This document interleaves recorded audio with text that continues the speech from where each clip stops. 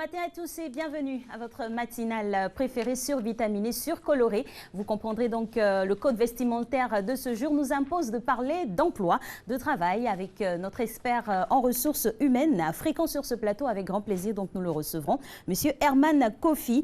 Il nous parlera de la mobilité au sein de l'entreprise. Ah oui, cette mobilité très importante pour l'évolution d'une carrière ou pour la détection de talents, pourquoi pas. Il nous dira dans quelles conditions cette mobilité est possible au sein des organisations. Mais avant d'arriver à la thématique, il va falloir vous dire bonjour avec Monsieur Marco. Bonjour Marco. Bonjour Alex, bonjour à toutes, bonjour à tous mesdames et messieurs. J'espère que vous êtes remis de ce week-end hautement footballistique, au féminin comme au masculin, avec la CAN, la Coupe d'Afrique des Nations, qui a ouvert donc bien sûr ses stades du côté de l'Égypte et du Caire. Et puis on attend aujourd'hui également bien sûr la première rencontre des éléphants de Côte d'Ivoire. Tous les yeux seront rivés pour ce match contre l'Afrique du Sud. Et puis hier aussi le sacre de la France contre les États-Unis. On va rester dans la spirale du sport tout en vous souhaitant vraiment la bonne santé pour cette semaine qui s'annonce remplie de promesses. Une semaine qui va nous conduire jusqu'au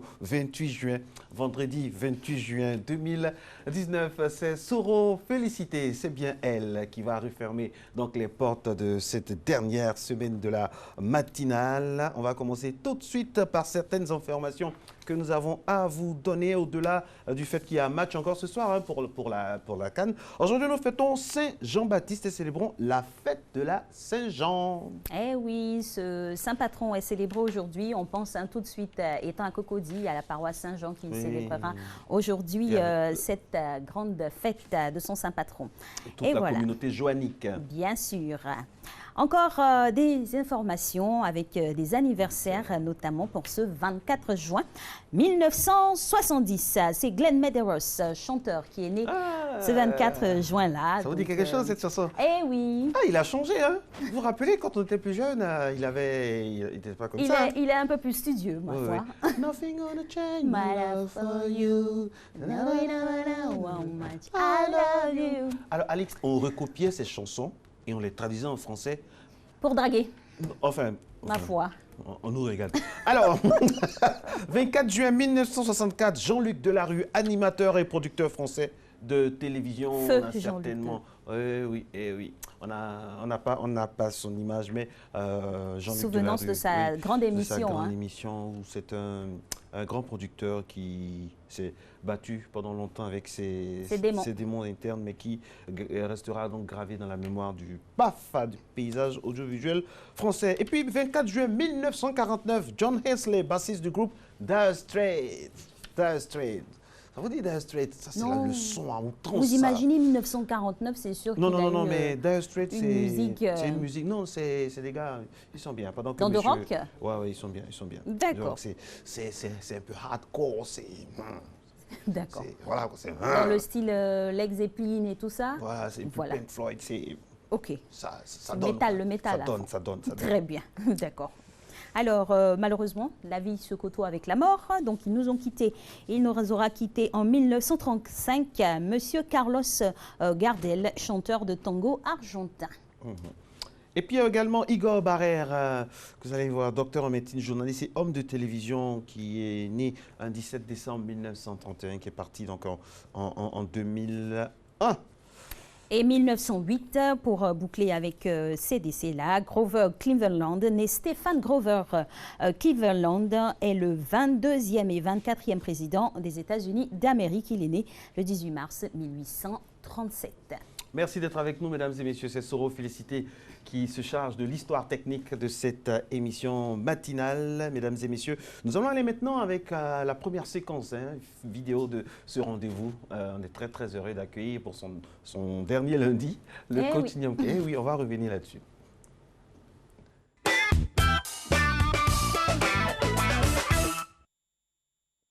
Bonjour et bon matin, j'espère que vous allez bien. Coach Nyamke pour vous servir. Je suis toujours heureux de vous retrouver les matins. La saison s'achève, donc c'est nos dernières séances qu'on fera ensemble. Aujourd'hui, séance d'endurance, un exercice divisé en 3 petits mouvements qu'on va faire de 1 fois à 10 fois. On va aller en pyramide, on va monter de 1 jusqu'à 10. D'accord? On va commencer simplement avec le premier exercice. Donc c'est le même exercice pour toutes les répétitions. Je vous explique, on va fléchir les deux jambes, avancer avec les mains, poser les genoux au sol, faire une pompe, revenir, se redresser, faire un squat. Et ainsi de suite, 2 pompes jusqu'à 10 pompes. D'accord? On va commencer tout doucement. 5, 4, 3, 2, 1, vous me suivez. On fléchit légèrement les jambes, on avance avec les mains. On pose les genoux au sol, on pose la poitrine au sol, on se redresse. On décolle les genoux du sol, on se lève, un squat et on redescend pour 2 répétitions. Genoux au sol, une répétition, on redescend. La deuxième, on pousse pour remonter. On se redresse. 2 squats. On descend pour la 3 répétitions. 1, 2, 3. On remonte pour 3 squats. 1, 2, 3. On descend. 4 répétitions ici. 1, 2, on accélère un peu. 3, 4, on gagne bien les abdos, on se redresse. Allez, 1, 2, 3, 4, on descend. 5 répétitions. 1, 2, 3. Elle peut bien gagner à la montée. 5, on revient. 5 squats. 1, 2, 3, 4, 5. Je change de position pour que vous puissiez voir mon mouvement de face. Donc j'avance un peu mon tapis. Pour la 6e répétition, je fléchis légèrement mes 2 jambes. J'avance avec les mains. Genoux au sol. 1, 2, 4, 5, 6. Je remonte. 6 squats.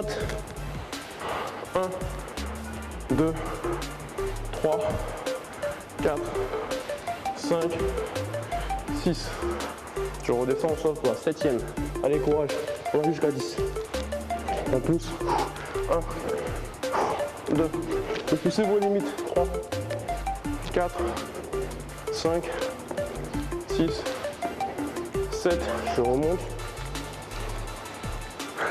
1, 2, 3, 4, 5, 6, 7. La 8e, allez courage. Il va rester 9 et 10. Après. 1, 2, 3, 4, 5, 6, 7, 8. On se redresse. 8 squats.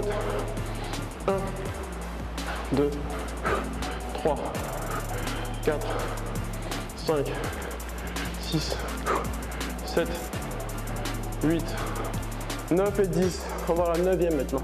On fléchit légèrement les jambes, on gagne bien les abdos. Genoux au sol. On fléchit les bras et on pousse pour remonter. 1, 2, allez à votre rythme. 3, 4. Je ne fais que vous guider. Vous pouvez partir à votre rythme.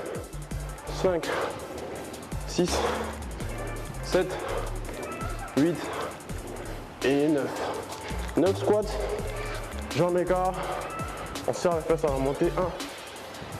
1, 2, 3, 4, 5, 6, 7, 8 et 9. Parfait. La dernière répétition.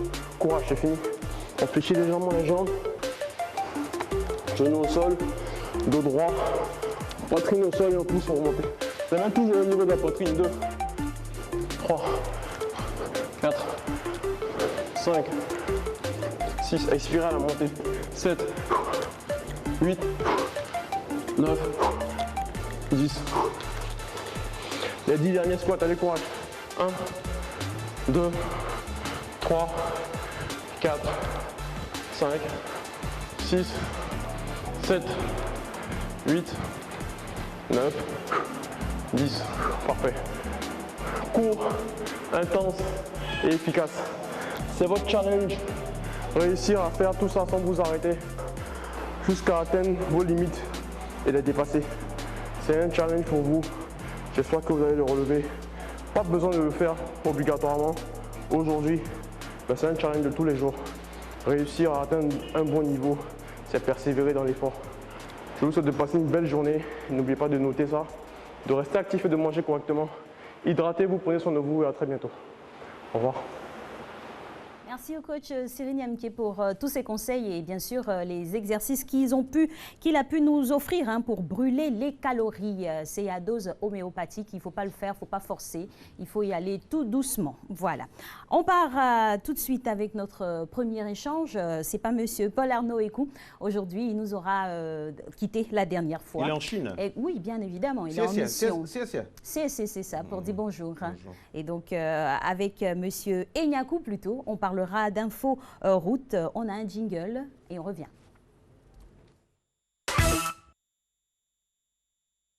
Enyaku est avec nous, c'est un vrai jingle ça, avec les comportements à risque sur les routes. C'est toute la quintessence de l'entretien que nous allons avoir avec vous. Bonjour monsieur Enyaku pour cette dernière d'info route de la saison. Et les oui. comportements à risque, comment on peut les classer de façon globale? Merci.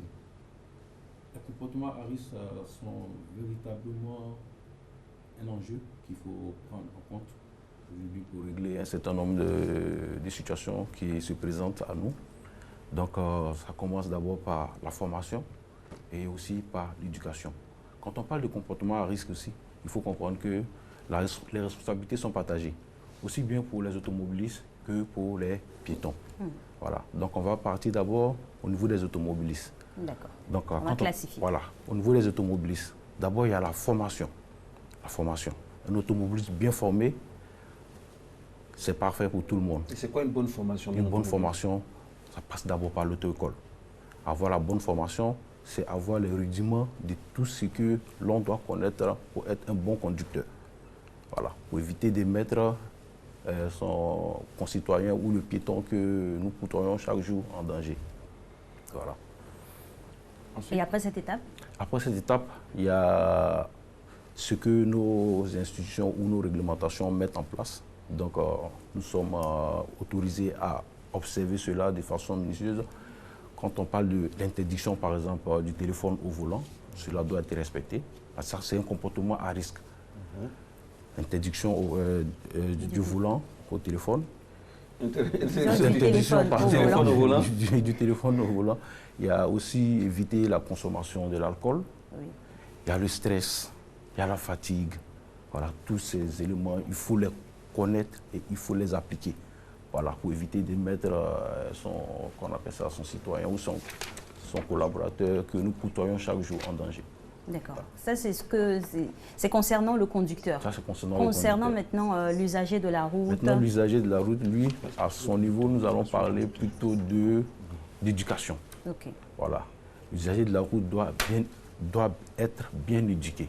Voilà, pour éviter de se mettre aussi en danger. Éduqué en termes de sécurité routière. Voilà, c'est ça. En termes de sécurité routière, l'usager de la route doit être bien éduqué.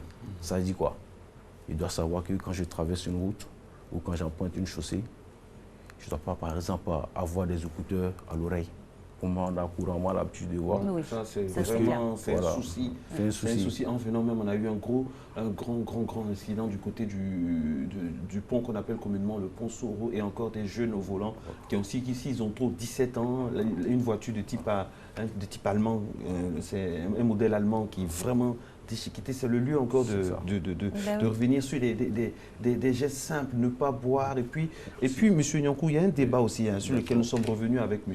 Eklou tout au long de cette année, c'est le contrôle éthitès. Comment on dit? Éthylotest. Pourquoi on n'en a pas en Côte d'Ivoire? Ce sont les moyens ou bien parce que vraiment il faut parce que... Bon, pas forcément les moyens, mais il y a toute une disposition qui est en train d'être mise en place. Et il faudrait que ça suive un processus pour que ça soit vraiment effectif. Voilà. Sinon, nos autorités déjà ont emboîté déjà le pas. Il y a les tests qui sont déjà élaborés, tout et tout.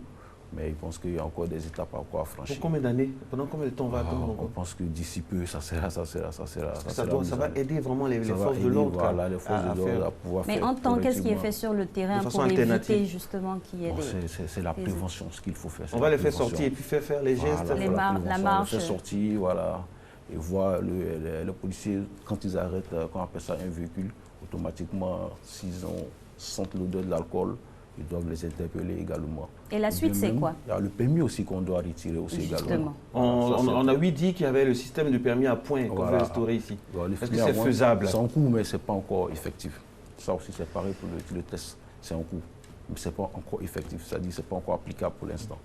Mais c'est des choses qui vont venir, ça, soyez rassurés. Nos autorités, quand on vous écoute, tout va bien, on est dans un monde de bisounours, ça va venir. Pendant ce temps, on souffre sur les routes. Tout est énigmatique à ma foi. On souffre sur les routes. On a besoin de beaucoup de rigueur sur nos routes parce que, surtout en race campagne aussi. Ce que vous dites est très pertinent et c'est très important. Et donc pour cela, nous faisons appel à l'indigence de nos autorités, à ce qu'ils soient encore plus regardants. Plus regardants, c'est-à-dire que les policiers doivent faire le travail comme il faut. Justement, à ce niveau-là, quand un policier interpelle quelqu'un qui est en état d'ébriété, c'est quoi la suite? Au-delà de lui retirer le permis, est-ce qu'il y a des sanctions que la personne encourt? Il y a une garde à vue pour permettre en salle de dégrisement, comme on le dit? Là, ça dépend. Ça dépend de l'infraction que... Parce que quelqu'un qui conduit en état d'ébriété, c'est un criminel en puissance. C'est clair. Bien sûr, bien sûr. Un criminel est suicidaire pour lui-même. Bien sûr, aussi bien pour lui-même. Un danger pour lui et les autres. Usagers de la route. Donc, effectivement... Donc là, il ne faut pas de tolérance zéro. Non, pas de tolérance zéro. Pas de tolérance zéro. Il faut sévir. Il faut sévir pour donner l'exemple aux autres. Voilà, il ne faut pas regarder faire. Monsieur Nyankou, quand on dit comportement à risque sur les routes, tout de suite, on pense à nos amis des transports en commun. Il faut tout dire. Qui vraiment ont des... D'abord, l'utilisation du klaxon. Ce n'est pas comme ça qu'on utilise le klaxon normalement, quand on a fait une école agrémentée et homologuée. Et puis, l'utilisation de la chaussée. La chaussée, le stationnement, et autres. le dépassement. C'est ça. Non, mais franchement, c'est tout à revoir, quoi. Bien sûr, bien sûr. Et ce que vous dites là, je suis parfaitement d'accord avec vous. C'est pour cela que je disais tout à l'heure, il va de la formation et de l'éducation. Formation au niveau des automobilistes, mais éducation au niveau des usagers. Tout cela doit être formé. Quand ils ne sont pas informés, c'est vraiment... C'est pas normal aujourd'hui. Non, mais là, on parle des transporteurs, les chauffeurs de Baka, de Woro, de car, tout ça, qui font des dépassements, ça. Ce sont des gens qui ont fait l'auto-école. Mais... Justement, c'est pour ça que je parle de formation. Justement, à ce niveau, parlons toujours de formation, mais bien évidemment de régulation aussi pour pouvoir préserver des vies. Qu'est-ce qui est fait? Est-ce qu'il n'y a pas des idées dans le sens d'avoir, par exemple, un stage de conduite avant de se mettre véritablement sur les voies, à arpenter les voies, à faire des kilomètres ou avec tout ce qu'on voit là? Est-ce qu'il n'y aurait pas un stage pour vraiment valider le permis de conduire? Je suis d'accord avec elle. Par exemple, puisqu'on n'a pas encore le système de points, et je sais que chez nous en Afrique, quand on dit il y a un projet, après ça reste dans les tiroirs. Est-ce que pendant ce temps-là, au niveau alternatif ou intermédiaire, on ne peut pas instruire une sanction du genre, monsieur, vous êtes en infraction, vous devez aller payer 10 coups de conduite pour vous remettre à niveau. Et puis vous revenez avec le papier qui certifie. C'est sûr que vous ne referez plus la même erreur. Mais oui, rien que ça, parce que on est dans... C'est un no man's land, quoi. Il n'y a pas de répression. Les gens sont là, on voit la voiture, on sait que la voiture n'a pas ses pièces. Mais elle passe devant un agent devant un policier. Ou le Baka, il laisse la chaussée, il est carrément sur le trottoir qui est censé être dévolu aux usagers piétons. Et puis bon, comme on le dit, il n'y a rien. Effectivement, je suis d'accord avec vous, ce que vous dites est très pertinent. Dommage, c'est ce que nous constatons tous les jours avec les accidents en point fini. Parce que, excusez-moi, comme on le dit, les chauffeurs de Baka, vraiment, ils font un peu ce qu'on appelle la loi. Ils font ce qu'ils veulent carrément sur nos routes et vraiment c'est désagréable pour tout le monde. À ce niveau-là, vous êtes constitué dans la sécurité routière. Quelles sont par exemple les propositions que vous faites? Est-ce qu'il y a des avancées? Est-ce que c'est vraiment pris en compte? Qu'est-ce qui est fait? Aujourd'hui, ce qu'il faut dire exactement, c'est que dans le milieu du transport, par exemple, il y a beaucoup qui sont analphabètes. Donc comment ils font pour avoir le permis? Pourtant, pour avoir le permis, normalement, il faut un minimum d'instruction. Mais comment ça se passe? Il y a des gens qui vont monter dans leur Baka, dans leur Woro, mais bon, à les entendre parler, c'est un dédoublement de personnalité pour avoir le permis, mais je sais pas. Il faut mais qu'est-ce qui s'est passé? Aussi, ce qu'il faut dire, il y a une fuite en avant. Il faut contrôler nos auto-écoles. Il faut contrôler nos écoles. Parce que le grand frère apprend au petit frère et puis ça suffit pour prendre la route. On s'arrange aujourd'hui. Parfois, il y a le même nom. Même à la maison, et puis bon, le permis vient nous trouver. Et puis bon, parfois, on est dans un véhicule. Tout ça, il faudrait que nos autorités soient regardants pour que vraiment on sache à qui délivrer un permis de conduire. pour ne pas qu'il soit un danger pour... Parce que le permis de conduire, c'est un diplôme ici. C'est un diplôme, bien sûr, je suis d'accord avec vous, c'est un diplôme. C'est un diplôme. Vous êtes apte à conduire un véhicule avec des gens dedans. C'est un diplôme un peu, c'est une responsabilité avec R super majuscule. Donc, c'est ce que je disais, il faut beaucoup être plus regardant parce que c'est un sésame qu'on ne donne pas à n'importe qui. Voilà. Donc, monsieur Doumbia demande, Marco Alix, demandez au monsieur, est-ce qu'il n'y a pas de... Bon, il a utilisé un mot ivoirien, kucha.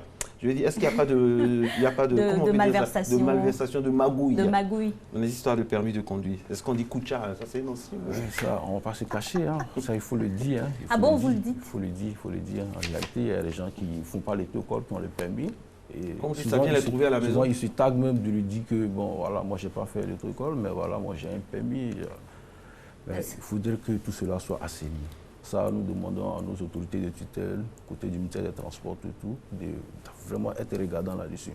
Pour ne pas qu'on donne le permis à n'importe qui, mais surtout, ne pas que n'importe qui ait une école de formation. Il faut avoir une école de formation, il faut avoir une certaine éthique. C'est-à-dire savoir que je délivre le permis, pas à n'importe qui, mais à celui qui a reçu véritablement la formation.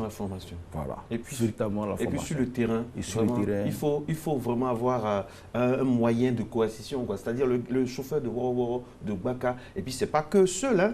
C'est pas que seul. Parce que parfois, les gens qui ont des véhicules, comme on appelle privés, ils vont apprendre. Donc, lorsqu'ils ont le permis, ils vont faire au moins 10, 15 coups avec les chauffeurs de Woro pour se donner la main. Ça c'est l'inverse des choses. Voilà, il faut avoir la formation en conduite de la façon pratique. Avant de se mettre sur un volant, avant d'emprunter une chaussée, mais ne pas avoir le sésame, c'est-à-dire avoir le diplôme et maintenant courir derrière, se cacher pour apprendre à conduire. Ça aussi, c'est un danger. Et ça, au niveau familial aussi, hein, des fois, les petits garçons, c'est connu, les papas apprennent aux petits garçons à conduire, donc des fois, avec des accidents que vous venez de citer, là, on prend le volant. Il y a la conduite assistée. En Côte d'Ivoire, c'est à quel âge 16 ans 16 ans, oui, 16 ans. La conduite assistée en Côte d'Ivoire, c'est à 16 ans. Et ça, c'est réglementé. On fait confiance aux... C'est réglementé. C'est bien réglementé, la conduite assistée. C'est très réglementé, oui, à 16 ans. Avec l'autorisation des parentale. Des parents. Ah, ça, c'est très important. Parlons toujours de conduite et de comportement à risque. Comme on le dit en Afrique, hein, quand on parle aux chiens, il faut aussi parler à l'os. Les usagers avec des comportements, ma foi, très risqués pour leur propre sécurité. On parlait notamment des écouteurs, mais il n'y a pas que. Ils traversent en courant. Les bonnes méthodes, on traverse au feu vert. Les bonnes méthodes du passé où on dit on regarde à gauche, on regarde à droite. Non, hein. On pense que quand on a dépassé certains âges... Ou qu'on traverse, comme on le dit, on prend son temps. On prend son temps. Non, non. Par contre, là, je suis d'accord. Quand c'est le moment de traverser, l'usager a le droit de prendre son temps. Mais quand c'est au feu vert... Mais quand c'est au feu vert, il faut faire vite. Mais par contre, il y a des automobilistes, il y a une certaine dictature des automobilistes par rapport aux usagers. Quand c'est leur moment, oh là là là, dès qu'il est sur la bande blanche, l'usager a tous les droits, même si le feu est prioritaire. Rouge, même si le feu est vert, pardon. Tant qu'il est sur la bande blanche, on doit le laisser passer d'abord. Et s'il n'y a pas de bande blanche, comme on le dit, quand il n'y a pas de bande blanche, il faut être indulgent. Ouais, il faut être indulgent. L'usager vulnérable, comme on le dit. Il faut être indulgent. Et aussi, ce que j'aimerais ajouter, c'est qu'il faut aussi fixer très souvent l'automobiliste pour être sûr que l'automobiliste me voit avant de m'engager. Ah oui, c'est vrai. Ça aussi, c'est très important. Voilà. Il faut fixer l'automobiliste. Il faut fixer l'automobiliste. Être sûr que je m'engage à traverser, est-ce que l'automobiliste m'a vu pour qu'il puisse au moins... Si ce dernier n'est pas au téléphone.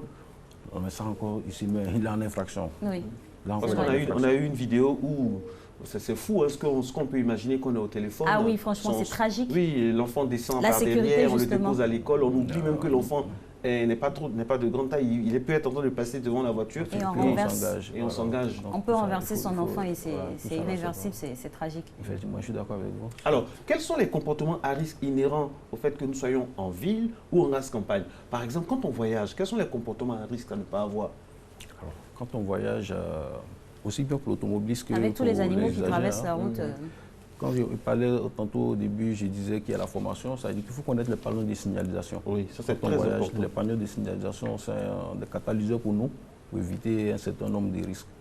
Si tu es bien formé, tu connais les panneaux de signalisation, tu sais que bon, à tel endroit, il y a des troupeaux, ou bien il y a une école, ou bien il m'approche d'un village, donc tu sais qu'il y a une certaine vitesse à laquelle je ne dois pas dépasser, ou bien une certaine allure à laquelle je dois aller. Donc tout ça aussi c'est très important. Et également, ce que j'aimerais ajouter aussi, il y a la distance quand on est engagé en pleine circulation, il y a la distance qu'il faut mettre entre les véhicules. C'est-à-dire que monsieur X est devant, madame est derrière, il y a une certaine distance qu'il faut. Ça, on est tous collés comme des sardines. Voilà. Il y a une norme, il y a une distance qu'il faut respecter. Au cas où il y a une situation qui s'impose de façon imprévue, que je freine brusquement, ça me met à l'abri pour ne pas que l'autre quand même vienne. Il y a un carambolage. Monsieur Nyonkou, on ne le dira jamais assez. Il y a une élégance et puis il y a une patience que les automobilistes ivoiriens n'ont pas. Ce n'est pas subséquent seulement aux Ivoiriens, c'est partout en Afrique, mais franchement, on est toujours pressé. C'est-à-dire, on ne veut même pas laisser une voiture qui est dans un sens, qui est un peu en difficulté, finir sa manœuvre. Ça vient d'où ça? Ça vient d'où? On occulte le frein, on n'est que sur l'accélérateur. On n'aura plus de questions à vous poser. Je me dis que c'est le stress, hein. C'est le stress. Pourquoi les stressés de quoi? Il y a des fois, il y a des ralentissements qui sont dus à l'impatience. Voilà. Chacun veut passer. Il y a quelqu'un qui n'a pas voulu patienter, bon, voilà. ça crée un carambolage et puis voilà. Bon, voilà. Et lui, il s'en va. Parce qu'on n'a pas été patient pour juste, ne serait-ce que 5-10 secondes, on va perdre 30 minutes. Et parfois, monsieur Nyonkou, parfois, quand vous êtes bien, c'est vous qu'on trouve de bizarre. C'est-à-dire, il est trop mou, il est lent. Vous voyez une femme ou bien un homme qui doit traverser, vous ralentissez, tous ceux qui viennent derrière vont klaxonner comme s'il y avait... Mais c'est hallucinant, ça. Oui, ça, il faut, comme vous le dites, il faut que vraiment on ait la notion et la culture de l'indulgence.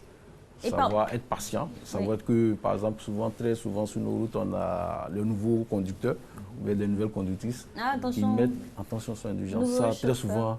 Il y a des tactiques maintenant on ne met plus attention aux nouveaux chauffeurs. On dit, souvenez-vous de votre cas. Souvenez-vous de votre passé. De votre début. C'est un passage obligatoire pour tout le monde. Hein. Donc, il faut le dire. Donc, très souvent, il faut être très indulgent. Monsieur Nyonkou, il reste 2 minutes. Il reste 2 minutes. Vous avez la lourde tâche de conclure toute cette saison en inforoute. Qu'est-ce qu'on doit retenir globalement sur nos routes pour conduire Alex dit en global. Ça sent vraiment les vacances. Qu'est-ce qu'on peut retenir en global concernant la route? D'accord. Donc, merci. Ce que je disais au départ, c'est que pour se mettre dans une situation vraiment qui soit aussi propice pour les citoyens lambda que pour l'automobiliste, il y a la formation et il y a l'information. L'information et la formation. Voilà. Je ne parle pas de la formation ici, je parlais du conducteur, mais aussi l'information pour, comment on appelle ça, les usagers de la route. Voilà. Donc, il y a tout un ensemble de règles qu'aujourd'hui il faut respecter. Il faut respecter et je pense que c'est la meilleure des choses pour éviter quand même qu'on ait des risques aussi pour le conducteur que pour les usagers. Un taux élevé de mortalité au niveau de la route.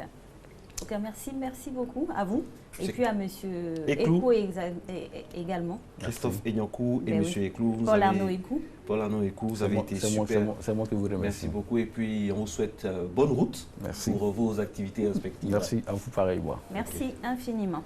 On ne va plus conduire de la même manière après les avoir écoutés tout au long de cette année. Et puis il faut suivre aussi les replays, il n'y a pas de souci. De toutes les façons, les émissions sont là, il y a tous les lundis. Il faut suivre les replays pour actualiser ses connaissances avec tous les passages. La suite. Vous êtes bien pressé, monsieur. Non, pas du tout. La suite, c'est la réclame, la météo et le flash.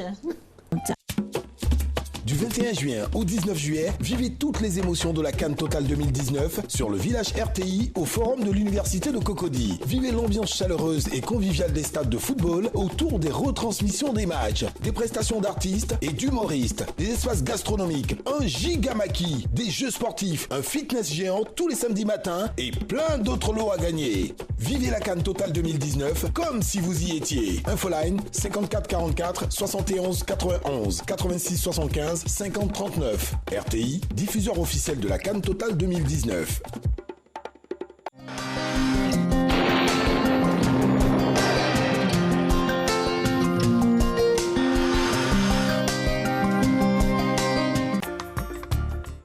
Mesdames et messieurs, bonjour. Dans la matinée, on aura une persistance de nuages sur le littoral et le sud forestier qui donneront encore quelques pluies par endroits. L'ouest aussi sera affecté par des pluies. Dans le reste du pays, le temps sera généralement nuageux. Pour les températures de la matinée, on notera 25 degrés de température maximale dans le district d'Abidjan. La ville d'Adiaké affichera 24 degrés, 22 degrés à Bandoukou. La température de 23 degrés s'affichera dans plusieurs villes, notamment la ville de Boaké, Daloa, Dimbokro, ainsi que la ville de Gagnoa. À Korogo, on notera 24 degrés. La ville de Mans affichera 23 degrés. On notera à Odiéné 22 degrés, 25 à San Pedro, 24 degrés à Sassandra. La ville de Tabou affichera 25 degrés. Enfin, on notera 23 degrés dans le district de Yamoussoukro. Dans l'après-midi, le soleil se montrera généreux sur une bonne partie du pays, profitant des éclaircies offertes par les nuages. En milieu ou en fin d'après-midi, on observera des pluies modérées au centre et dans le sud-est, alors qu'elles pourront prendre un caractère orageux dans l'ouest, le sud-ouest, ainsi que dans le nord-est de la Côte d'Ivoire. Pour les températures de l'après-midi, on notera 30 degrés à Abidjan, à Adiaké, Bandoukou et Boaké. La ville de Daloa affichera 33 degrés. On notera 32 degrés dans la ville de Dimbokro, 33 à Gagnoa ainsi que dans la ville de Korogo. La ville de Mans affichera 32 degrés. On notera 33 degrés dans la ville de Odiéné, 30 degrés à San Pedro, 32 degrés à Sassandra. La ville de Tabou affichera 30 degrés et enfin, on aura 32 degrés dans le district de Yamoussoukro. Merci de nous avoir suivis. Très bonne journée à toutes et à tous.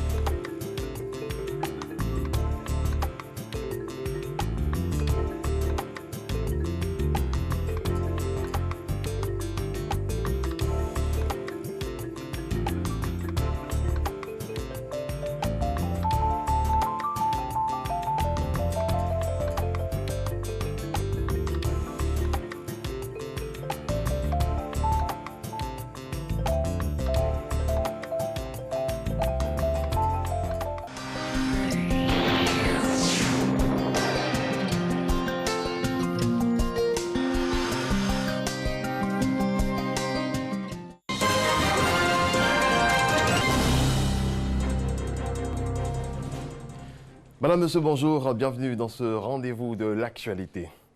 Le ministre de l'Environnement et du Développement durable, Joseph Seka, participe à la conférence de haut niveau sur le changement climatique en Allemagne.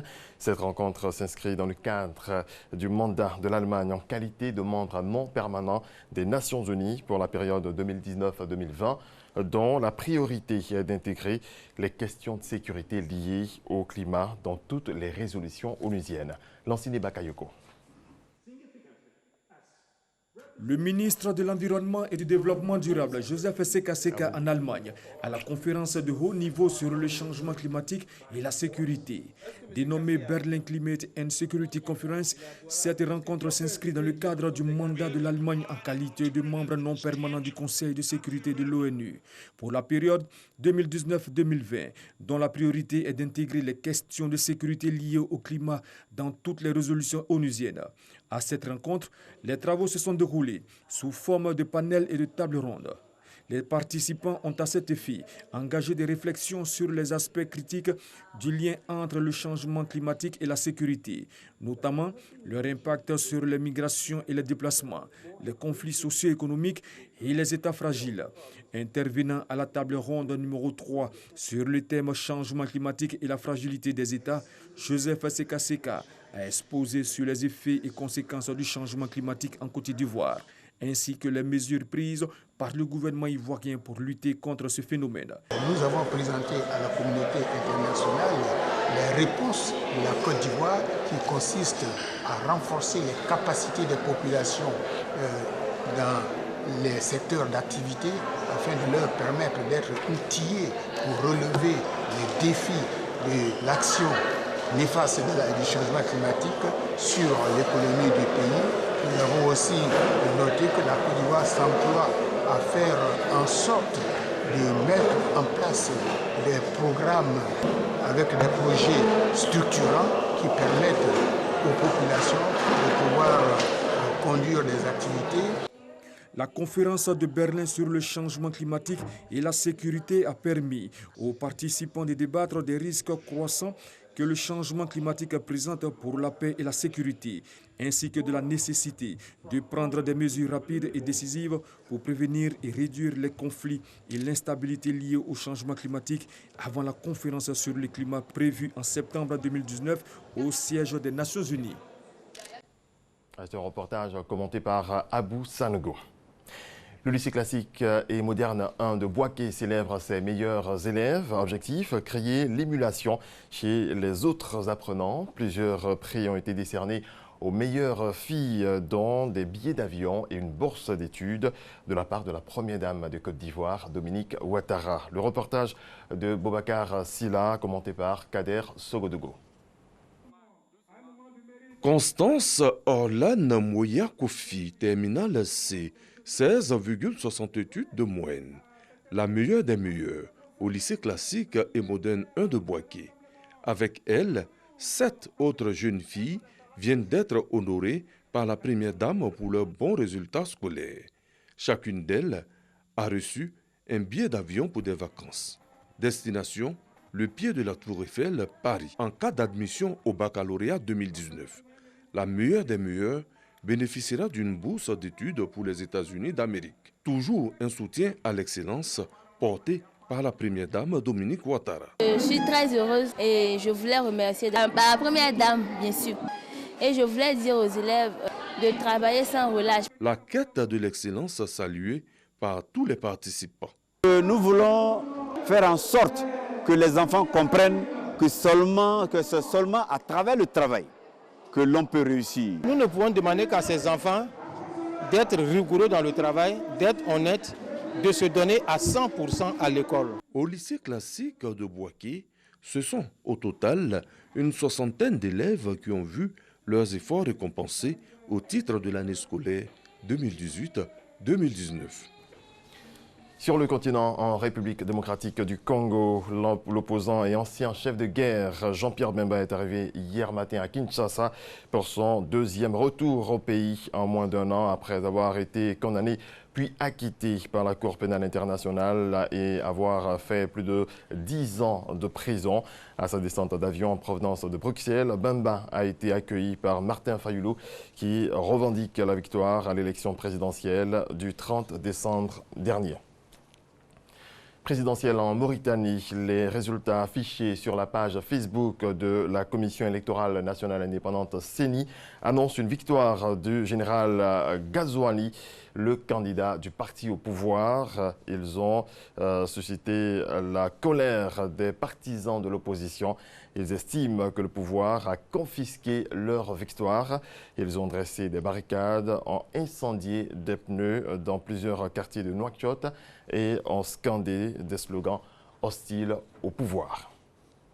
La semaine dernière, le Ghana et la Côte d'Ivoire, les deux principaux producteurs de cacao au monde, ont menacé de suspendre les ventes de fèves jusqu'à l'instauration d'un prix minimum.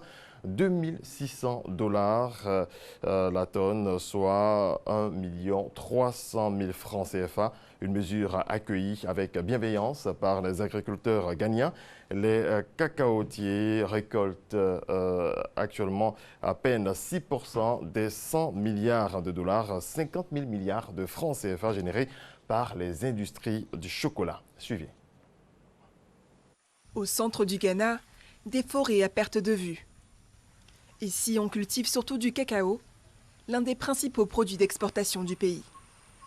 L'or brun est actuellement au cœur de discussions historiques. Le Ghana et la Côte d'Ivoire ont récemment menacé de suspendre leur vente de fèves jusqu'à l'instauration d'un prix minimum. Si le gouvernement augmente les prix, alors les agriculteurs pourront payer des fertilisants, payer des désherbants, employer plus de paysans et pourront ainsi augmenter leur production. Et si la production augmente, ça veut dire plus d'argent puisque les prix montent. Sur les 100 milliards de dollars générés par la culture du cacao, seuls 6% atterrissent dans la poche des producteurs.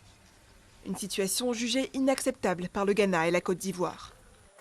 Pour inverser la tendance, les deux géants du cacao exigent un prix minimum de 2600 $ la tonne. Une revendication saluée par les syndicats d'agriculteurs. En 2017, le prix de la tonne était passé sous la barre des 1800 $. Nous n'avons rien à vendre, à part le cacao. Donc si les gouvernements ont pensé aux producteurs, s'ils se rassemblent pour lutter pour les producteurs, nous les soutenons.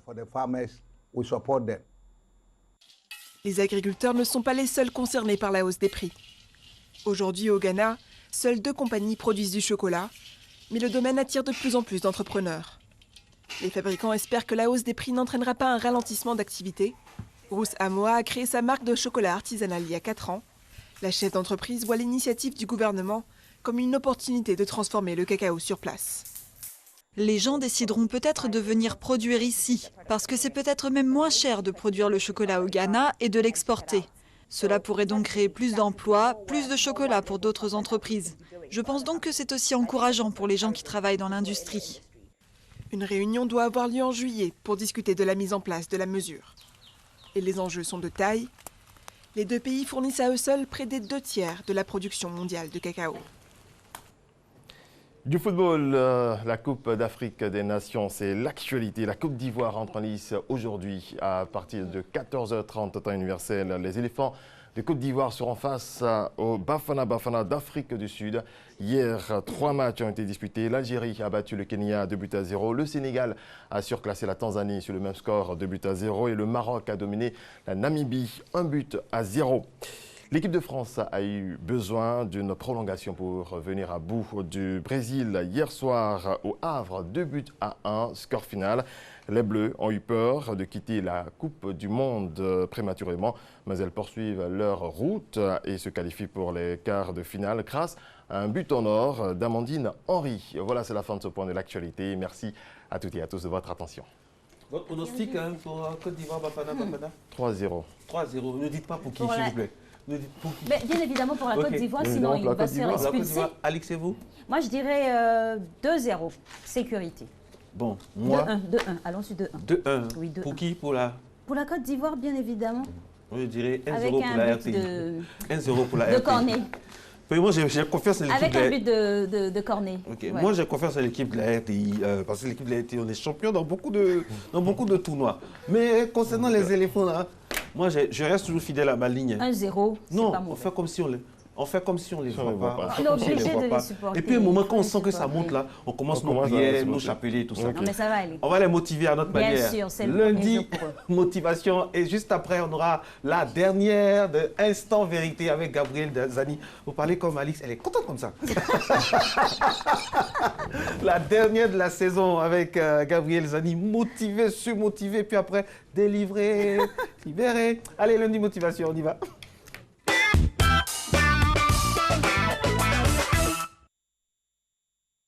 Comment garder le moral quand tout va mal? Les 7 étapes clés pour se sentir mieux face aux difficultés. Je me tais, je ne réagis pas, je garde le silence. Je change mon environnement.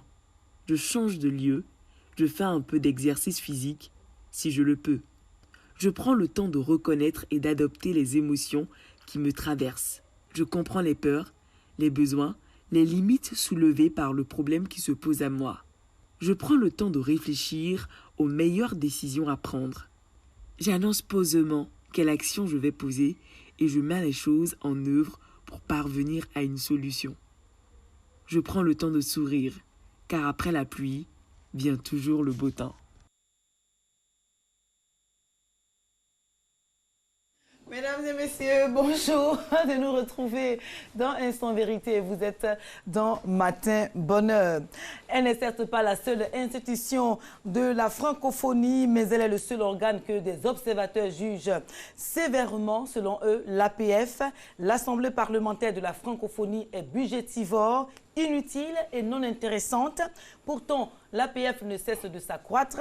Depuis sa création en 1967, de 23 sections à sa création, l'organisation est à ce jour à 88 sections parlementaires et organisations interparlementaires issues d'Afrique, d'Europe, d'Amérique et d'Asie. Au-delà de promouvoir donc la langue française, l'APF promeut aussi la démocratie et l'état de droit dans l'espace francophone, mais sa dernière mission, sans doute la plus importante selon des observateurs, a-t-elle un impact réel dans l'évolution démocratique des États membres de l'espace francophone? Quel est donc le bilan de l'APF, mesdames et messieurs? Comment fonctionne-t-elle? L'APF, l'Assemblée parlementaire de la francophonie, est-elle encore utile? Alors, pour tout savoir et comprendre de quoi il retourne à l'Assemblée parlementaire de la francophonie, nous recevons dans Instant Vérité Alain Adra, le secrétaire général de l'Assemblée nationale de Côte d'Ivoire. Bonjour messieurs. Bonjour madame. Et bienvenue à Instant Vérité. C'est moi. Alors, l'APF, l'Assemblée parlementaire de la francophonie, est née 7 ans après l'indépendance de la plupart des pays africains, intervenue en 1960. Tout à fait. Alors, selon vous, qu'est-ce qui a motivé sa création? Alors, ce qu'il est important de dire sur la question, c'est que avant la création de l'APF, ou du moins avant que cette institution devienne l'APF, elle est partie d'une initiative de pères de l'indépendance africaine. Je veux citer Philippe Yassé, Amani Diori, Habib Bourguiba. Et donc, ces personnes qu'on peut difficilement taxer d'être pro-occidentaux ont estimé que dans l'espace linguistique francophone, il était bon qu'on ait une organisation qui fédère les parlements. Et donc, ils ont créé ce qu'on appelait alors l'Association internationale des parlementaires de langue française. Et cette association avait donc pour but non seulement de promouvoir l'usage de la langue française dans les organisations internationales, mais aussi et surtout de faire la promotion de la culture dans ces différents pays. Non seulement de la culture française, mais de la culture de ces pays. Et donc, au fur et à mesure que les choses ont évolué, de promotion de la langue française, de promotion de la culture, la politique, évidemment, s'est insérée puisque c'était des parlementaires qui étaient à l'œuvre. Et donc, à partir donc, de l'AIPLF, il a été créé ce qu'on a appelé l'ACCT, l'Agence de coopération culturelle et technique. Et donc, c'est cette agence de coopération qui est devenue finalement l'OIF, l'Organisation internationale de la francophonie. Donc, ainsi que vous le voyez, c'est de l'initiative parlementaire qu'est partie la création de l'Organisation internationale de la francophonie. Alors, donc 52 ans après donc, la création de l'APF en 1967, quel bilan peut-on dresser aujourd'hui des actions de cette Assemblée?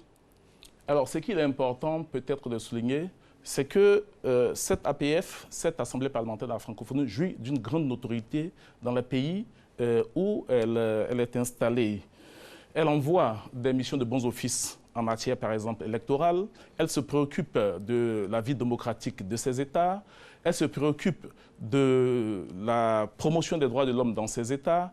Et donc, l'APF aujourd'hui est un organe incontournable aujourd'hui en matière de démocratie dans l'espace linguistique francophone. Oui, je suis d'accord avec vous. Alors, mais en plus de promouvoir la langue française dans l'espace francophone et au-delà, quelle est la plus-value de l'APF pour les pays membres de cette organisation et notamment pour les pays africains? Alors, pour ne pas être trop généraliste, je peux peut-être me référer à la Côte d'Ivoire qui est notre pays.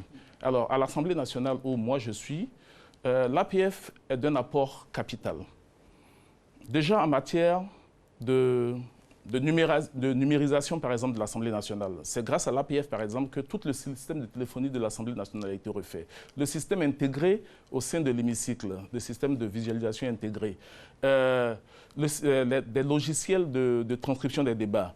Donc, vraiment, des actions qui nous permettent d'avoir du matériel pour travailler. Mais au-delà du matériel, il y a aussi l'action immatérielle. Et celle-là, elle est beaucoup plus importante. Parce que grâce à l'APF aujourd'hui, pratiquement tous les cadres de l'Assemblée nationale sont diplômés de l'Université Senghor, à Alexandrie au Caire. Et donc, ils ont les aptitudes nécessaires pour bien faire le travail. Moi-même, j'ai été participant en tant que formateur, par exemple, au niveau de la démocratie parlementaire, pour les parlementaires et les personnels parlementaires du Cambodge. Donc, un véritable effet de partage d'expérience, un véritable effet de promotion de la démocratie. On va étendre le champ de l'APF, si vous le permettez. Je vous en prie. La question que j'ai posée, c'est que est-ce que l'APF a un apport dans la démocratie dans les États africains? Certainement, certainement. Lorsque, par exemple, je dis que l'APF est devenue incontournable en matière d'observation des élections, c'est un apport essentiel parce que l'observation des élections permet aux acteurs politiques du terrain de réguler leur action pour s'assurer de ce que les élections qui vont être organisées le soient selon les standards internationaux, le soient selon les standards démocratiques. Et donc, cette observation oblige les États qui sont partis aux élections à assurer un minimum de transparence dans les élections qu'elles organisent. Alors, mais selon certains observateurs, l'APF n'a pas joué son rôle de contrôle des règles démocratiques et de bonne gouvernance dans les États africains, membres de l'organisation. Alors, quel est votre commentaire là-dessus? Oui, ce qu'il est bon de préciser, c'est que l'APF a un regard, est une institution de contrôle. Mais la réalité de la question revient aux dirigeants de ces pays. Et l'APF, pour jouer son rôle de vigie de la démocratie, se préoccupe par exemple de s'assurer avant les élections que les conditions soient réunies, donc à l'envoi des missions de bons offices dans ces pays pour s'assurer que les règles démocratiques sont respectées, que les droits de l'homme sont respectés. Et lorsque par exemple il y a un constat de déficit démocratique, c'est par exemple les parlements qui sont suspendus de l'APF. Nous avons eu le cas par exemple en Côte d'Ivoire où après le coup d'État de 1999, l'Assemblée nationale a été suspendue de l'APF. Ça a été aussi le cas lorsque en 2005, nous n'avons pas eu le renouvellement démocratique de l'Assemblée nationale. Vous savez que la législature de 2000 a duré pratiquement 10 ans. Et donc on a eu une suspension de l'Assemblée nationale de Côte d'Ivoire de l'APF. Donc vous voulez dire que l'APF agit sur d'une certaine manière sur la démocratie, sur la gouvernance des pays africains? Oui, l'APF agit. Pas seulement en Côte d'Ivoire, il y a d'autres exemples peut-être. Oui, il y a certainement d'autres exemples. Aujourd'hui, par exemple, nous sommes en pleine élection au niveau de la Mauritanie, par exemple. L'APF est présente avec une mission. Mais là, les résultats sont contestés. Les résultats sont contestés et vous verrez que l'APF produira une déclaration qui va aller soit dans le sens de ce qu'il y a un déficit démocratique, soit faire d'autres observations. D'accord. Alors, quand on voit l'état de la santé de la démocratie, de la gouvernance dans les pays africains, est-ce vrai que l'APF, selon certains observateurs, est devenu au fil du temps un rassemblement d'élites plutôt qu'un organe de veille démocratique? L'APF reste la vigie de la démocratie dans les pays où elle est installée. Aujourd'hui, on peut l'affirmer. Chaque fois que la démocratie est mise en mal, l'APF agit. Il est difficile de citer des exemples parce que ce sont certainement d'autres pays qui sont en lutte. Mais par exemple, dans la situation qui s'est produite dernièrement au Bénin, l'APF a produit une déclaration, envoyé une mission de bons offices pour s'assurer du respect de la démocratie. Et même après les élections, l'APF a produit une déclaration que vous pourrez retrouver sur le site de l'APF pour dénoncer, par exemple, la situation qui s'est produite au Bénin. Alors, le sujet de l'APF se pose avec beaucoup d'acuité maintenant parce que du 5 au 9 juillet prochain, il y aura la 45e session de cette assemblée-là, de l'Assemblée parlementaire de la francophonie qui se tiendra à Abidjan. Alors, de quoi s'agira-t-il exactement? Alors, du 5 au 9 juillet, les parlementaires du monde francophone donc, se réuniront à Abidjan pour traiter de la question Parlement et renforcement de la démocratie. Parlement et renforcement de la démocratie, parce que vous le savez, les parlements sont l'essence de la démocratie représentative, de la démocratie participative. Oui. Donc les parlements sont ceux-là même qui font agir les populations au cœur de l'action publique, au cœur du domaine politique. Et donc, la question qui va se poser au cours de cette 45e session, c'est de savoir comment est-ce que, à partir des parlements, on peut aider la démocratie à connaître un meilleur sort en Afrique, à connaître un meilleur boom en Afrique. Alors, dans ce sens-là, on va aider la démocratie à connaître un meilleur sort, voilà, en Afrique, comme vous l'avez si bien dit. Est-ce que l'APF est-elle vraiment une institution indépendante? De qui serait-elle dépendante? À vous de nous le dire. Non, je ne peux pas aller dans votre sens. L'APF est une institution véritablement dépendante. Véritablement dépendante en ceci qu'elle ne sait pas, je n'utilise pas le mot gêner, mais c'est tout comme L'APF a chaque fois pris ses responsabilités. responsabilités. Ou qu'elle est dépendante? Elle est indépendante. D'accord. Elle est indépendante. Elle a chaque fois pris ses responsabilités lorsqu'il s'est agi de sanctionner les pays en déficit démocratique. Elle a toujours pris ses responsabilités lorsqu'il s'est agi, à l'occasion des observations qu'elle fait des élections, de dire ce qui était véritablement et de poser les problèmes qui étaient en but au moment où ces élections se tenaient. Donc l'APF, comme vous l'avez dit, est l'organe consultatif de l'OIF, l'OIF qui est l'Organisation internationale de la francophonie. Alors comment fonctionne l'APF, cette assemblée-là, au regard des autres organes de l'OIF? Alors c'est vraiment une véritable synergie d'action. Une véritable synergie d'action en ce que lorsque les parlementaires se réunissent à l'occasion de l'APF, ce sont des résolutions qui sont prises. Ce sont une réponse, du moins des réponses parlementaires qui sont données aux grandes questions qui préoccupent l'humanité. Et ces questions, telles que prises par des résolutions, sont transmises à l'OIF, qui est l'organe exécutif, pour que, à travers les gouvernements, à travers les exécutifs, ces résolutions-là soient mises en œuvre. Et donc, l'APF agit, non pas seulement en termes de dire, mais aussi en termes d'action. Parce que ces résolutions sont l'objet d'action au niveau gouvernemental. Donc, ces résolutions sont exécutées. Tout à fait. Alors, on le sait, la présidence de l'APF est l'objet de beaucoup de convoitises. Ça, on n'a pas besoin vraiment de le dire vu l'actualité. Alors, donc c'est un privilège de présider cette institution. Alors, dites-nous qui est éligible à la tête de l'APF et comment se fait l'élection de son président? Alors, effectivement, beaucoup de, je ne dirais pas de convoitises, mais d'intérêt à présider l'APF. Oui. Mais c'est parce que cette institution est prestigieuse, justement. C'est parce que cette institution s'est imposée aujourd'hui comme une institution incontournable en matière de démocratie, en matière de promotion des droits humains.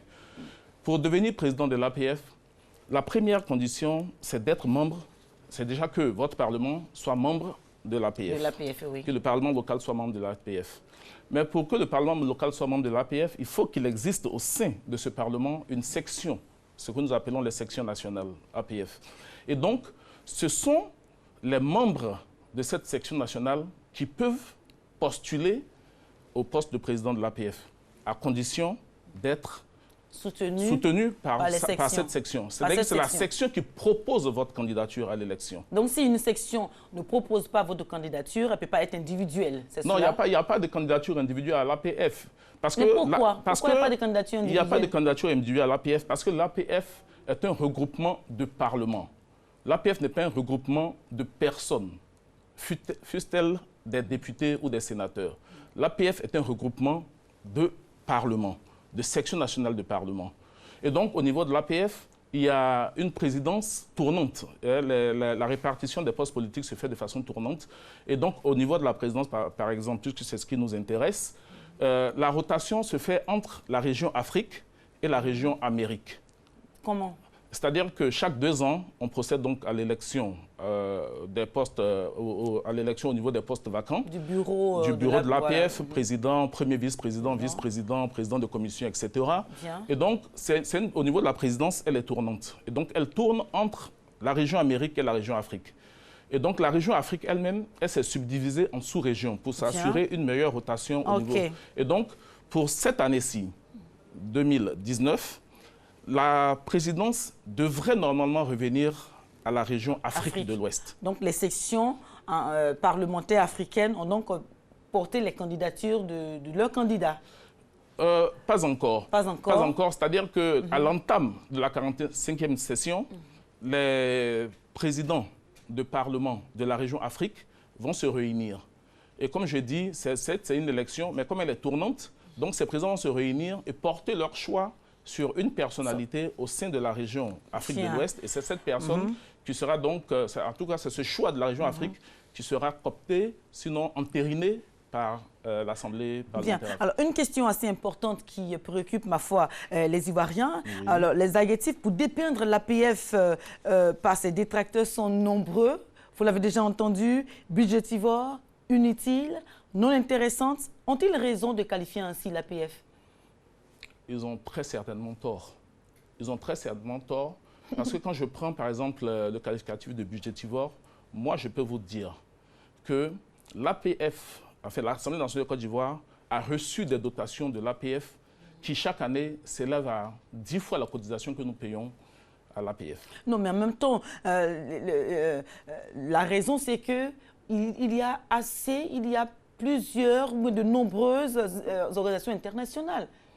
On a déjà la CEDEAO, on a l'UA, on a... Pourquoi est-ce que de toutes ces organisations, ce serait l'APF qui serait la plus budgétivore? Mais il y a l'OIF aussi. Alors que c'est elle qui donne au Parlement, c'est elle qui fournit au Parlement, c'est elle qui, par les contributions qu'elle arrive à avoir, aide le Parlement à évoluer. L'APF a beaucoup aidé le Parlement ivoirien dans sa numérisation, par exemple, aujourd'hui. Tout le système de Wi-Fi de l'Assemblée nationale, par exemple, est une dotation de l'APF.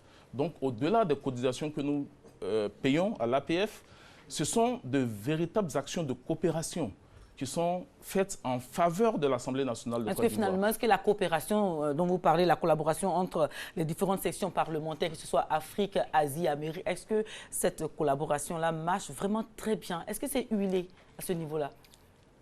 Moi, quand je vois la façon dont nous fonctionnons avec l'APF, quand je vois l'engouement que suscite l'APF, par exemple, pour l'occupation de son poste de président, je veux tabler sur le fait que l'APF est une institution prestigieuse, est une institution utile, parce qu'elle serait inutile que je ne suis pas sûr que d'aucuns chercheraient à en occuper la présidence. Vous savez, on a ce discours-là sur toutes les organisations internationales. Je me souviens même que quelqu'un avait dit que l'ONU était un gros machin.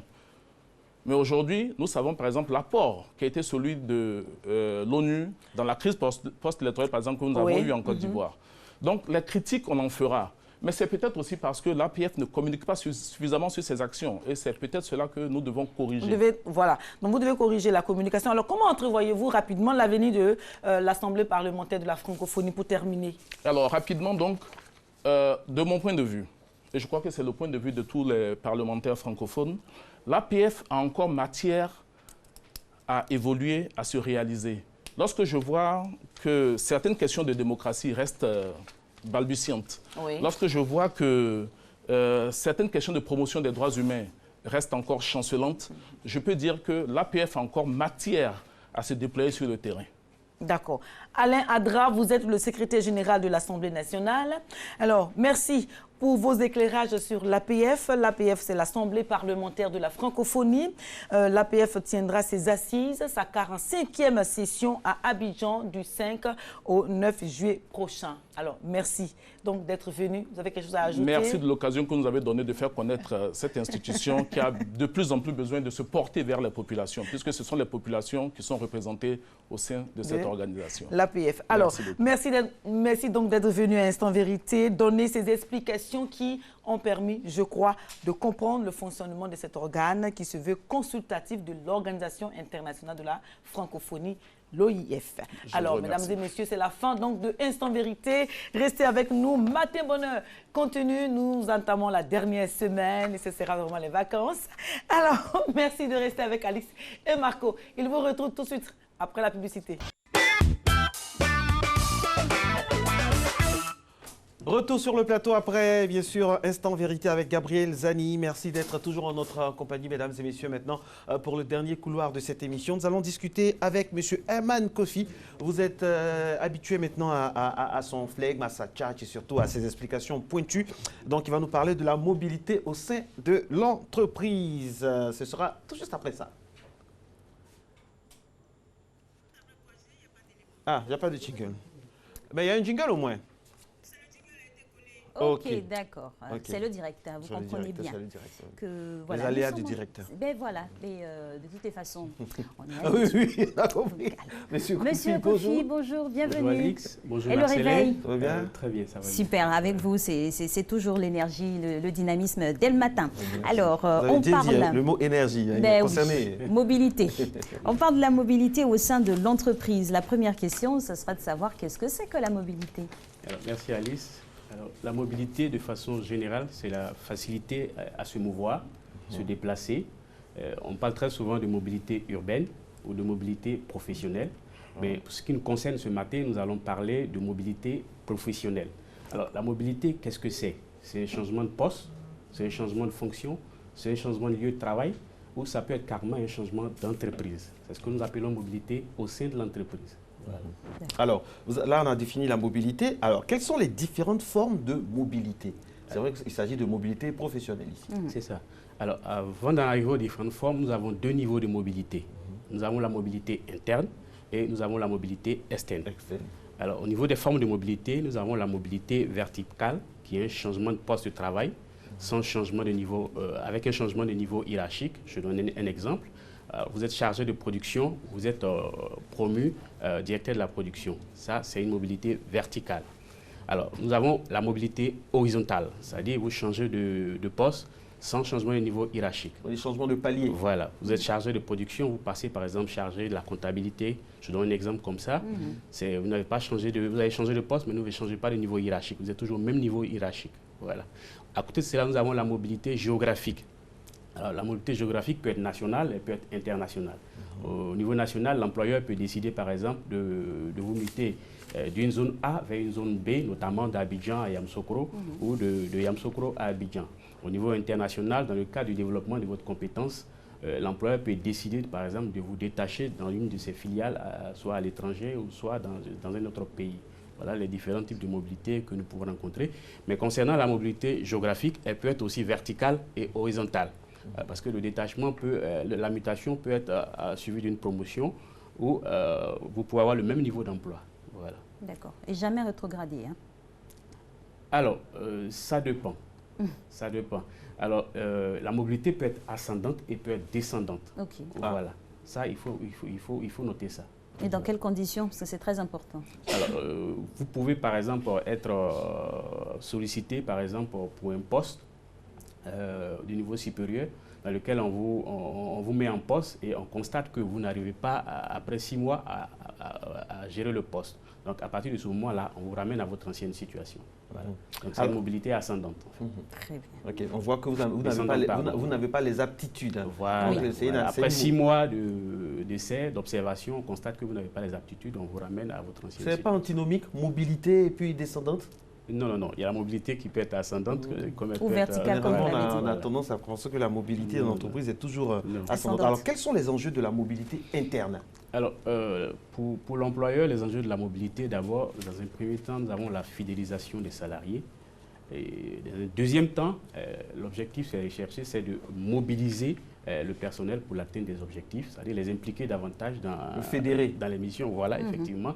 Et il y a aussi de développer l'employabilité de ces salariés, leur permettre d'acquérir de nouvelles compétences, de nouvelles formations. Et tout ça, ce sont les principaux enjeux de la mobilité.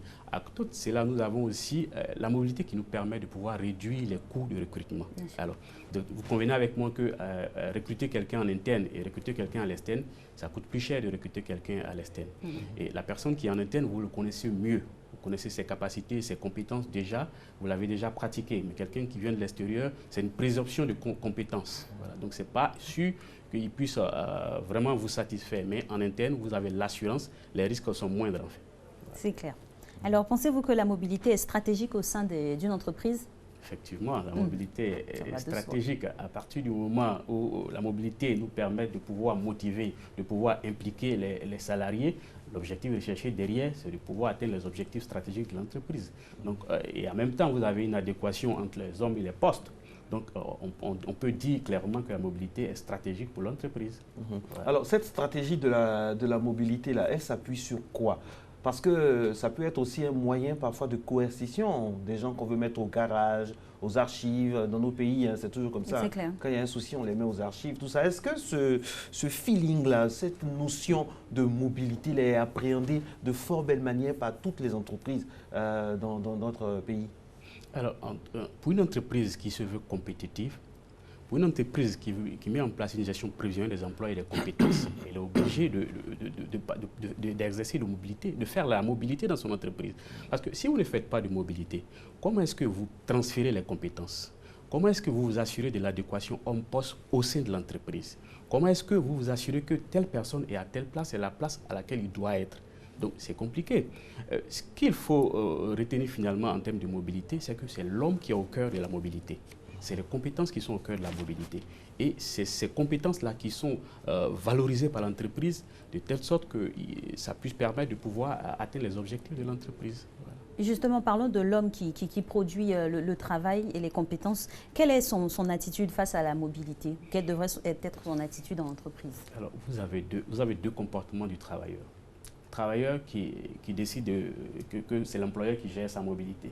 Voilà. Il va attendre beaucoup de l'employeur. Ah, il va attendre beaucoup. Voilà.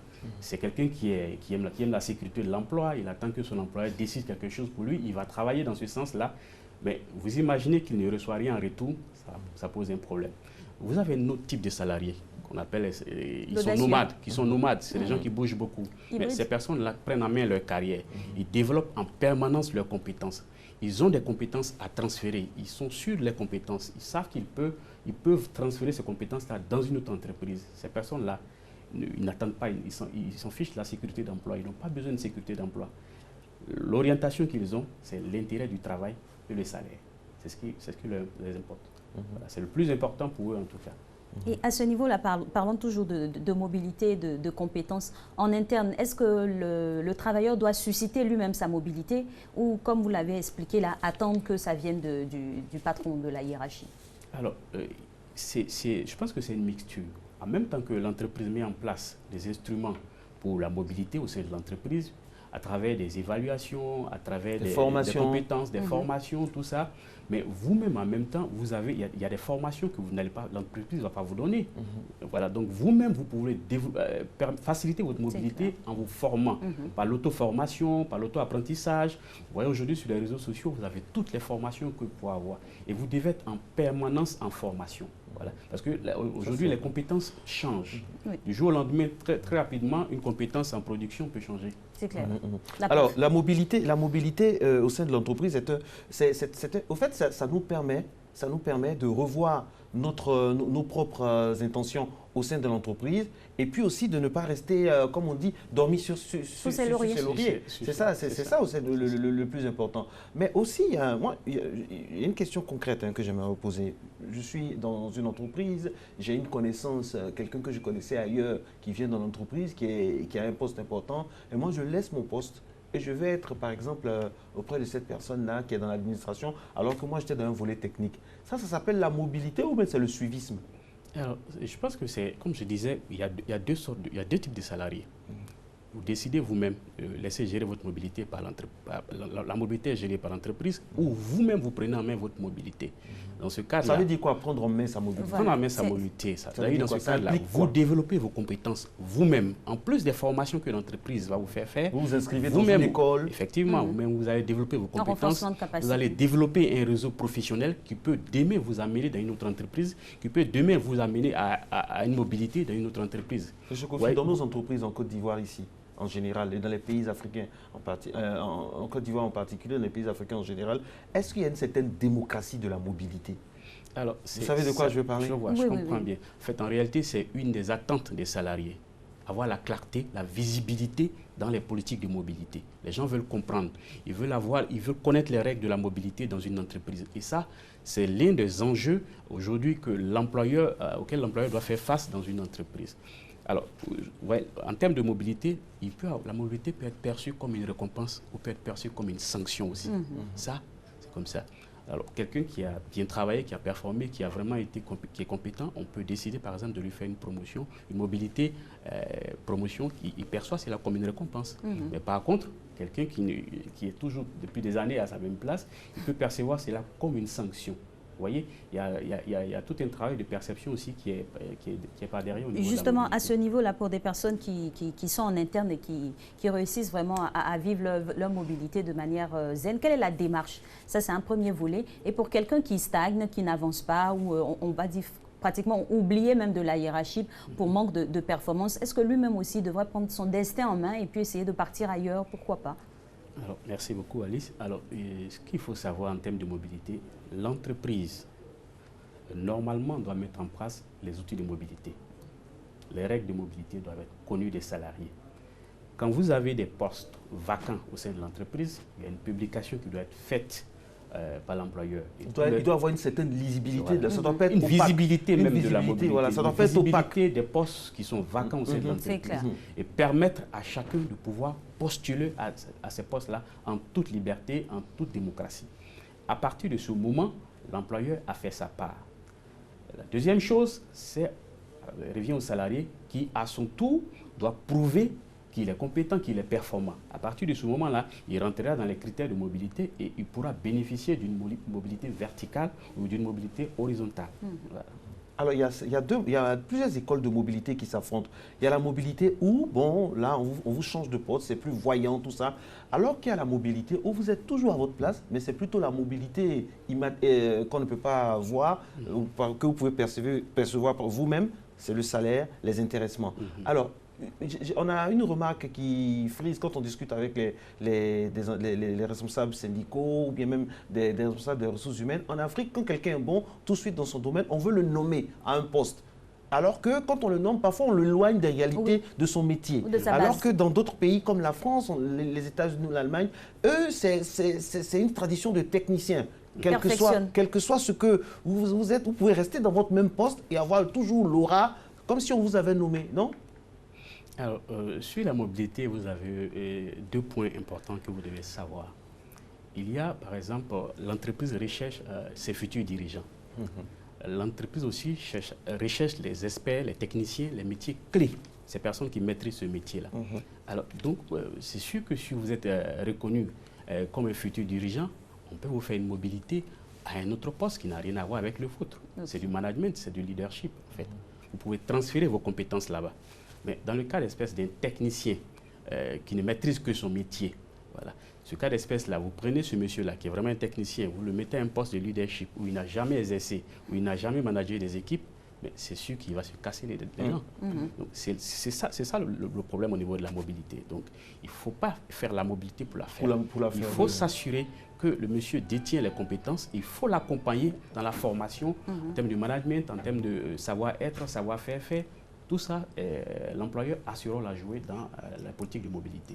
Et toujours parlons de mobilité, de détection, par exemple, de talents. Quel est le lien qu'on peut faire entre détecter un talent et au sein de l'entreprise créer sa mobilité?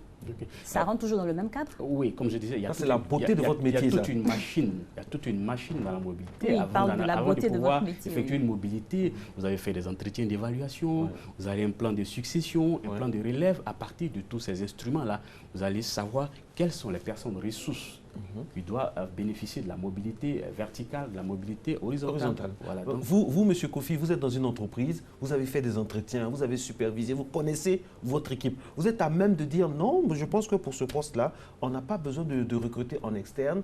Il faudrait vraiment, je connais, quand je vois un peu le ratio, quand je vois la nomenclature, le profil de mes gardes, des gens ici, je pense que tel peut faire l'affaire. Est-ce que les responsables vous écoutent quand vous procédez comme ça?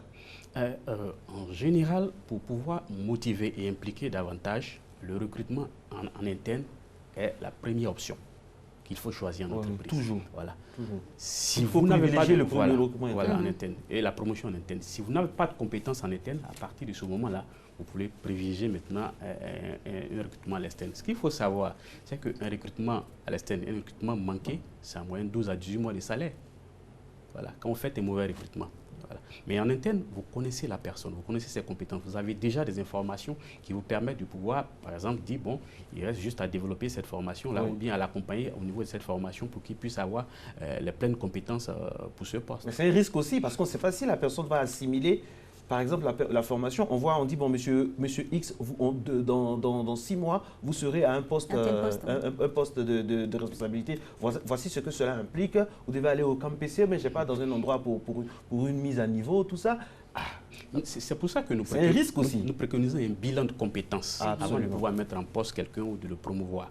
Effectuer une mobilité. Il faut faire un bilan de compétences pour savoir... Bilan de compétences professionnelles. Professionnelles, pour savoir quelles sont ces compétences. Il y a des entreprises, il y a des bilans de compétences qui n'ont rien à voir avec le travail. Ça a tout à voir avec d'autres chapelles, soit dit en passant. C'est-à-dire, quand vous faites le bilan de compétences, vous avez la situation réelle de ces compétences. Il peut ressortir des écarts, comme il peut ne pas ressortir des écarts. À partir du moment où il ressort des écarts de compétences, ces écarts-là seront transformés en plan de formation.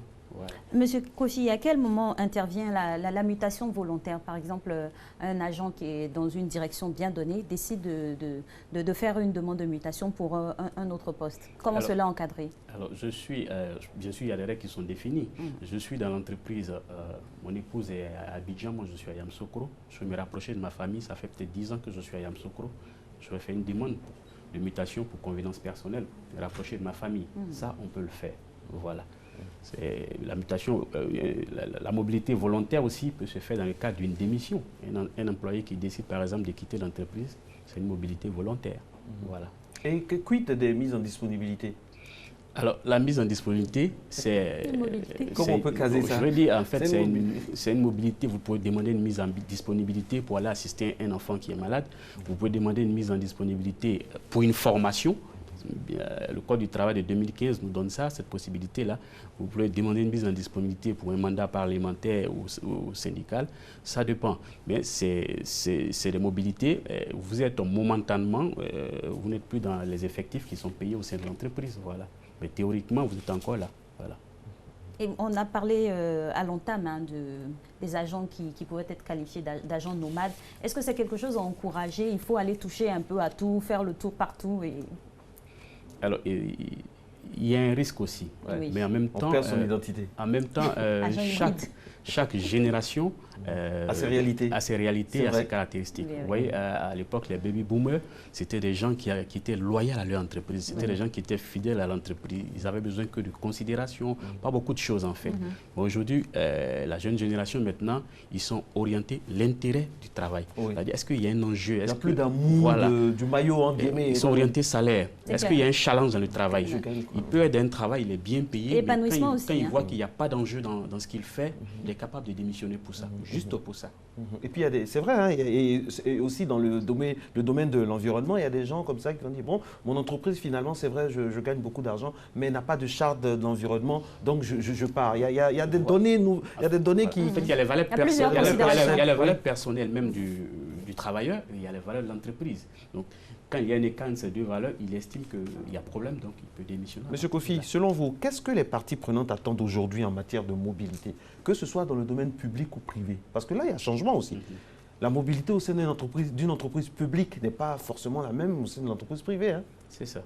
Alors, quelles sont les spécificités? Moi, en tant que travailleur d'une entreprise publique ou privée, en termes de mobilité, qu'est-ce que j'attends? C'est la clarté. C'est la visibilité dans les politiques de mobilité. Comment ça se fait? Quels sont les critères? C'est ce que je demande. En tant que candidat à l'embauche aussi, j'attends de comprendre, qu'on m'explique comment est-ce que la mobilité se fait au sein de cette entreprise. Je vais y entrer après 2 ans, 3 ans. Est-ce que j'ai les perspectives de carrière? Mais avant d'y entrer, il est intéressant qu'on me communique, qu'on m'explique ça. Ça permet de pouvoir, ça m'encourage vraiment à entrer dans l'entreprise et à y rester aussi longtemps que possible. Et toujours sur cette même lancée, parlant de mobilité horizontale ou verticale, il y a on va dire des données comme l'ancienneté qui peuvent compter ou c'est fonction toujours des résultats d'évaluation? Alors, c'est sûr que l'ancienneté va compter. Si vous faites 20 ans dans le même poste... Quelqu'un qui fait 5 ans, qui est plus performant, il ne pourra pas... 20 ans dans un même poste, vous allez sclériser, vous n'apprenez plus rien, vous maîtrisez le poste.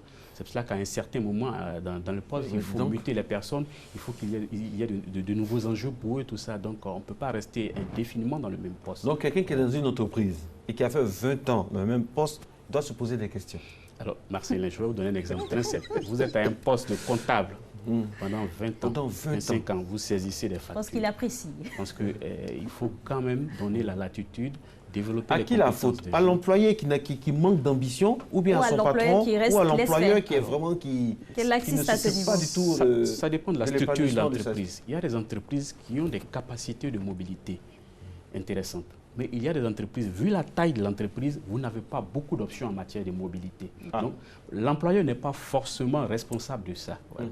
Ça dépend de la structure de l'entreprise. Imaginez une entreprise, vous êtes sur le même site, il n'y a pas beaucoup de possibilités de mobilité au sein de l'entreprise, c'est ça. Mais pour une entreprise qui a beaucoup de filiales, qui est vraiment un peu partout, il y a une capacité énorme de mobilité. Et à partir de ce moment-là, l'entreprise doit pouvoir... Monsieur Kofi, un cas concret, hein. Il a 25 ans, il vient d'intégrer une entreprise, une multinationale. C'est ça. avec quelles armes, comment il doit se préparer à une éventuelle mobilité? En faisant une formation chaque année, en demandant une mise en disponibilité. Qu'est-ce que vous préconisez par exemple à un jeune qui vient d'entrer dans la vie professionnelle, qui a 25 ans, qui a toute la vie devant lui? Alors, toute la vie professionnelle. moi, ce que je peux dire, c'est qu'il faut se former en permanence. Aujourd'hui, les compétences, en moins d'une année, une compétence peut disparaître. Peut être obsolète. Voilà, peut être obsolète. Voilà. Donc, il faut se former en permanence. Se mettre à jour de façon continuelle. Il faut être up-to-date, comme vous dites. Voilà, c'est ça. Et quand on aspire aussi à une mobilité dans un certain secteur, il faut se donner les armes. Effectivement, il faut se donner les armes. Et rester réaliste aussi. Voilà. Les armes professionnelles. Voilà, vous êtes à l'école, vous voulez être comptable bientôt. Alors, vous commencez à vous rapprocher des personnes qui font de la comptabilité, comprendre les compétences nécessaires de façon pratique dans l'entreprise pour pouvoir exercer le métier de comptable au sein de l'entreprise. Est-ce qu'il fait bon d'être mobile? Je reviens sur ma question, je ne vous lâcherai pas comme ça. Est-ce qu'il fait bon d'être mobile en privé ou au public? Au privé ou en public? La mobilité, elle est bonne, que ce soit au privé ou au public, elle est bonne. Il est intéressant qu'il y ait des mobilités autant dans l'administration publique que dans l'administration privée.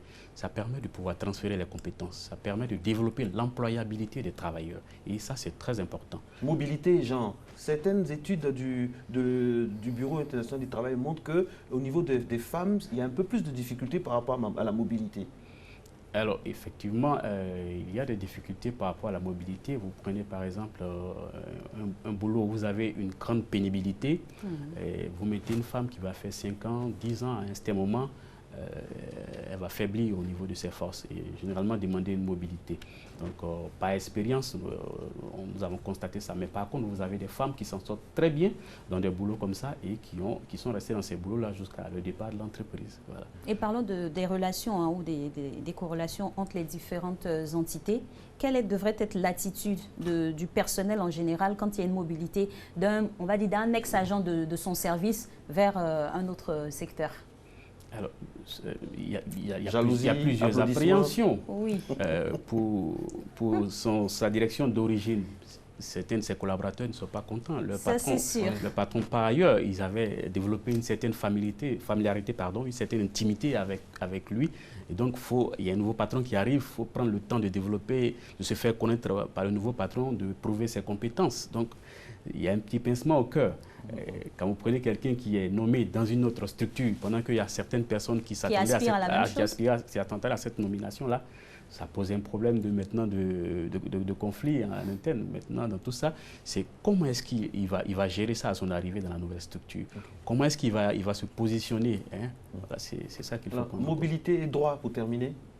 Mobilité et droit, est-ce que chaque fois, on peut vraiment revendiquer ça comme ça? Est-ce qu'on a le droit à quelle fréquence aussi? Voilà, à quelle fréquence chaque année? Alors, les politiques de mobilité sont généralement définies par l'entreprise en fonction de ses capacités, comme je disais, et en fonction de ses besoins en termes de compétences, en termes d'effectifs. Voilà. Mais quand c'est avéré, M. Kofi, je ne vais pas garder ça comme ça, il faut que je pose la question. Quand c'est avéré que c'est toujours les personnes, c'est toujours le même genre de personnes, le même groupe de personnes, ou même des personnes qui ont le même genre d'origine, de provenance, multiple ou multiforme.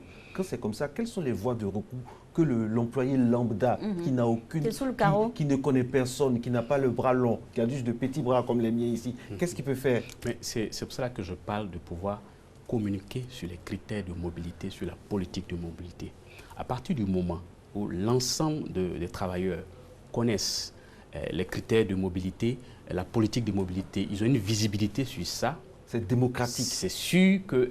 Et c'est insufflé par qui? Par la direction? C'est l'employeur, la direction qui insuffle en fait cette avec les syndicats ou bien seul? Non, bien sûr, comme je dis, dans la mise en place de toute politique, il faut un dialogue avec les partenaires sociaux. Voilà, il faut qu'ils adhèrent.